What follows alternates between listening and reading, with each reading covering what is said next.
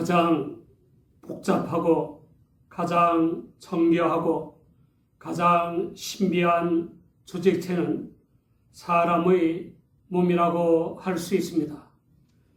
그래서 이 세상에서 어느 조직이나 어떤 공동체를 평가할 때에는 인체와 얼마나 유사한가를 따져야 할 것입니다. 이러한 사실을 간파한 바울 사도는 성령으로 충만하여 하나님의 섭리와 구원 등에 관련된 것들을 몸으로 비유하여 가르치곤 했습니다. 몸이란 하나이지만 각양각색의 많은 지체로 이루어져 있습니다.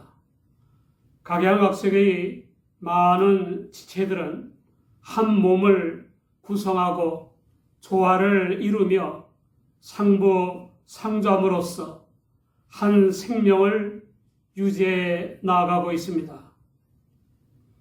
그러므로 이 몸의 비유는 고린도 교회와 같이 분쟁이 심한 교회들과 사회 단체와 국가들에게 절실한 교훈이 되는 것입니다. 우리가 잘 아는 바와 같이 사람의 몸은 각양각색의 많은 지체를 가지고 있는 하나의 통일된 유기체입니다. 한 몸을 구성하는 각양각색의 많은 지체는 머리의 지시에 의해 각기 몸에 대해 특유의 공헌을 하며 또 다른 지체를 돕거나 상호작용하면서 몸에 대해 공헌하기도 합니다. 예를 들면 눈의 기능은 보는 것인데 떼약볕이 내리쬐는 날에 먼 곳을 볼 때는 잘 볼 수 있도록 손바닥이 눈 위를 가려줍니다. 발의 기능은 걷는 것인데 걸을 때는 눈이 방향을 잡아주고 잘 걸을 수 있도록 좌우의 팔이 앞뒤로 흔들어줍니다. 몸에 대해 공헌하는 모든 지체의 기능과 역할은 하나의 공통된 생명에서 비롯되는 것입니다. 그러므로 사람의 몸은 다양성 속의 일체에 대한 탁월한 예라고 할 수 있습니다. 마찬가지로 구원받은 사람들의 공동체인 교회도 각양각색의 많은 지체를 가진 한 몸과 같습니다. 예수 그리스도는 교회의 머리가 되시고 구원받은 교인들 한 사람 한 사람은 머리가 되시는 예수 그리스도와 더불어 한 몸을 이루는 지체가 되었다는 것입니다. 손발을 비롯한 몸의 각 지체들은 머리의 지시와 명령만을 따라서 기능과 역할을 할 수 있고 다른 지체를 도울 수 있습니다. 마찬가지로 교회 안팎의 임무를 성실하게 감당해 나아가는 참 그리스도인이란 예수 그리스도의 지시와 명령만을 따르는 사람입니다. 그리스도인은 그리스도인으로서 교회의 임원들인 집사는 집사로서 권사는 권사로서 장로는 장로로서 교역자는 교역자로서 해야 할 임무를 제대로 수행하기 위해서는 각자의 생각이나 감정이나 의지나 방식이나 신념이나 이념을 따르지 말아야 합니다. 그 모든 것들을 주 예수님의 뜻에 맞춰야 합니다. 그리고 주 예수 그리스도의 말씀인 지시와 명령을 따라야만 하는 것입니다. 또 각기 특수한 임무를 가지고 있는 교회 안의 모든 기관과 부서도 회원들의 뜻이 아니라 어디까지나 주 하나님의 뜻과 말씀대로 일해야만 하는 것입니다. 물론 각 지체인 교인들이나 기관이나 부서는 상부 상조도 잘 해야 합니다. 그런데 문제는 자신의 현실적인 임무나 위기나 일들에 대한 예수 그리스도의 지시와 명령이 무엇인지, 하나님의 뜻과 말씀이 무엇인지 알기가 쉽지 않다는 것입니다. 또 자신이 속한 가정과 직장과 사회의 사건이나 위기나 일들에 대한 주 하나님의 뜻과 말씀이 무엇인지 알기가 쉽지 않다는 것입니다. 그래서 주 하나님께서 교회에 전문적인 교육과 훈련을 받은 목자를 세우신 것입니다. 바로 이 점, 곧 하나님의 뜻과 말씀을 깨닫고 전하는 설교가 목자에게 가장 힘들고 어려운 일입니다. 목자에게는 유한자로서 무한자이신 하나님의 뜻을 그때 깨닫고 교인들에게 전하는 설교보다 더 힘들고 어려운 일은 없습니다. 하나님의 말씀이 아닌 인간의 이성의 산물이 학문을 가르치는 것도 쉬운 일은 아니지 않습니까?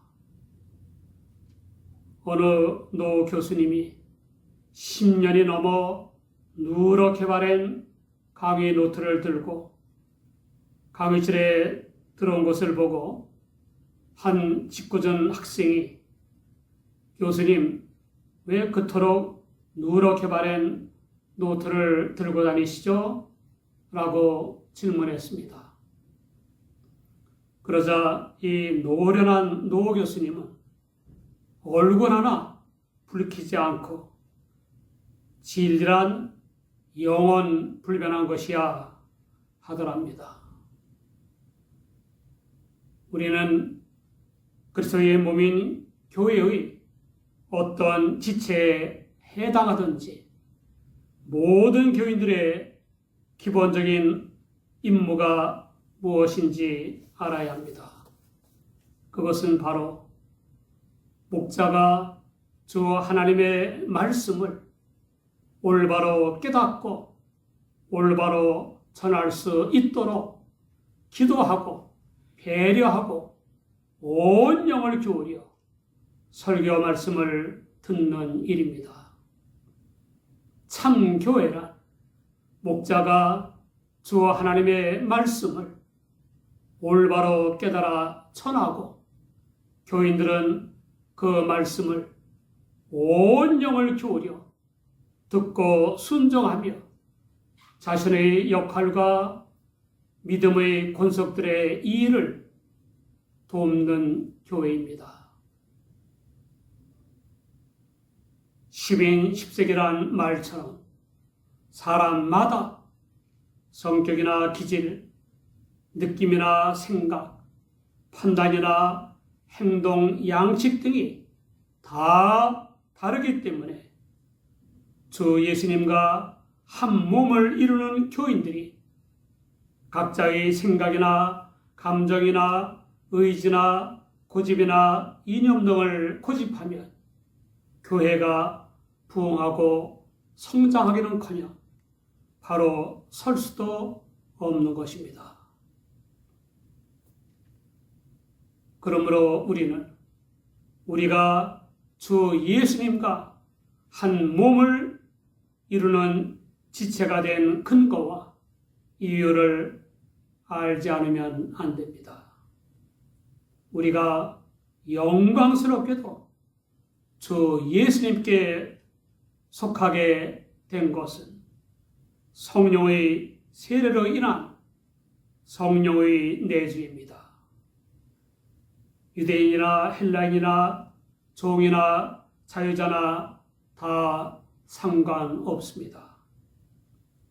성령을 조차 믿음으로 구원받은 우리 모두가 하나님의 영이시자 그리스도의 영이신 성령으로 세례를 받아 한 몸이 되었고, 한 몸이 된 우리 각 사람의 마음속에 성령께서 내주하여 역사하시는 것입니다.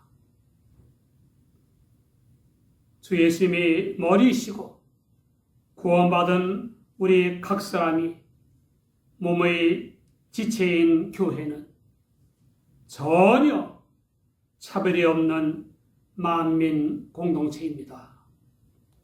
모두가 다 주님 안에서 고통과 영광을 같이 하는 공동체입니다.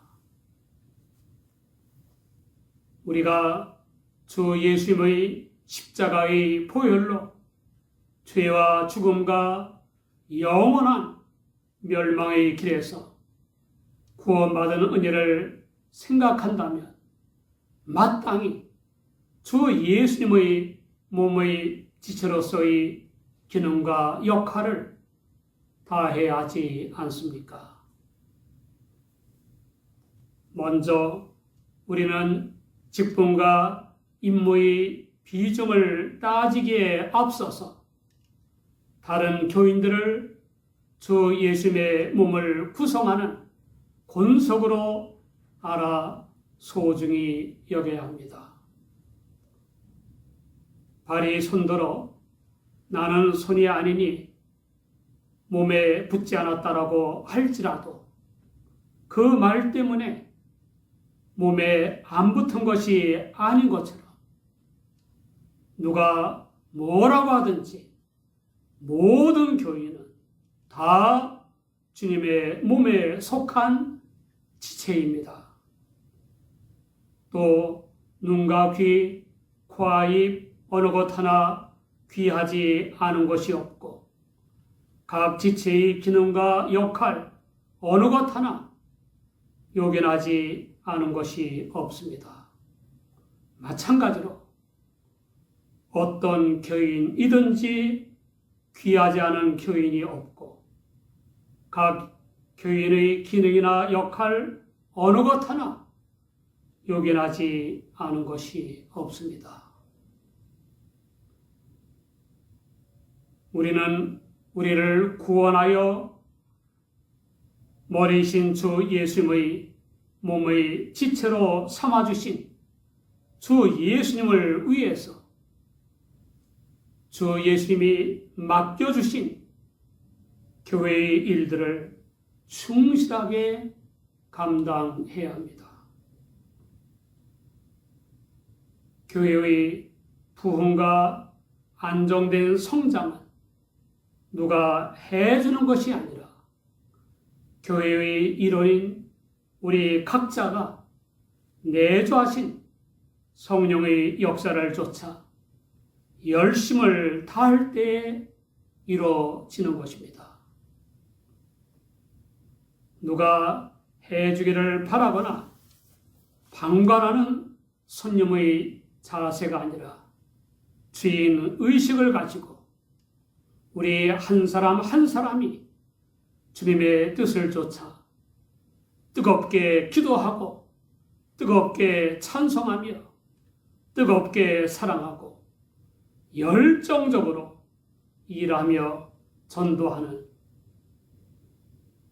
부흥과 성장의 여건이 되시기 바랍니다.